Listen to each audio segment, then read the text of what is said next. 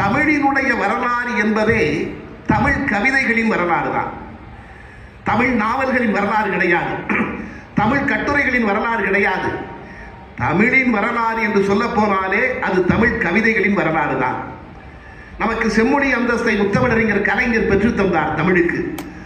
20 நூற்றாண்டு வரலாறு நம் தமிழுக்கு இருக்கிறது என்று சொன்னார்கள். நான் கல்லூரிகளிலே புத்தக கண்காட்சிகளிலே பேசுகின்ற பொழுதெல்லாம் மறைமலை அடிகள் கொடுத்த அந்த வரலாற்றை பதிவு செய்தேன். பலர் அதை அறிந்திருக்கக்கூடும், ஆனால் அதை அறிந்திராத ஒரு சிலர் இந்த சபையிலே இருந்தால் கூட அவர்களுக்கும் இது போய் சேர வேண்டுமே என்கிற எண்ணத்தில் தான் அதை நான் பதிவு செய்தேன். மறைமலை அடிகள் ஒரு பட்டியல் கொடுத்தார். நம்முடைய தமிழுக்கு என்ன வரலாறு இருக்கிறது என்று ஒரு பட்டியல் கொடுத்தார்.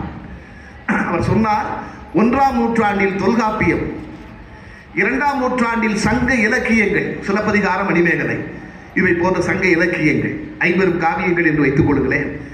1ஆம் நூற்றாண்டில் தொல்காப்பியம், 2ஆம் நூற்றாண்டில் சங்க இலக்கியங்கள், 3ஆம் நூற்றாண்டில் திருவாசகம், 4ஆம் நூற்றாண்டில் ஆசாரக்கோவை, 5ஆம் நூற்றாண்டில் பெருங்காவை, 6ஆம் நூற்றாண்டில் கல்லாடம், 7, 8 நூற்றாண்டுகளில் தேவார பாடல்கள், 9ஆம் நூற்றாண்டில் ஆழ்வாரடிகளின் பக்தி பாசுரங்கள், 10ஆம் நூற்றாண்டில் சீவக சிந்தாமணி, 11ஆம் நூற்றாண்டில் பெரிய புராணம், 12ஆம் நூற்றாண்டின் முற்பகுதியில் கந்த புராணம், பிற்பகுதியில் கம்பராமாயணம், 13ஆம் நூற்றாண்டில் சிவஞான போதம், 14ஆம் நூற்றாண்டில் தலபுராணங்கள், 15ஆம் நூற்றாண்டில் வில்லிபுத்தூரார் பாரதம், 16ஆம் நூற்றாண்டில் திருவிளையாடல் புராணம், 17ஆம் நூற்றாண்டில் தேம்பாவணி சீரா புராணம், 18ஆம் நூற்றாண்டில் தாயுமானவர் பாடல்கள், 19ஆம் நூற்றாண்டில் வள்ளலார் பாடல்கள், 20ஆம் நூற்றாண்டில் மகாகவி பாரதி பாடல்கள் என்று 20 நூற்றாண்டு வரலாறு என் தமிழுக்குத்தான் இருக்கிறது என்று சொன்னார் மறைமலையடிகள்.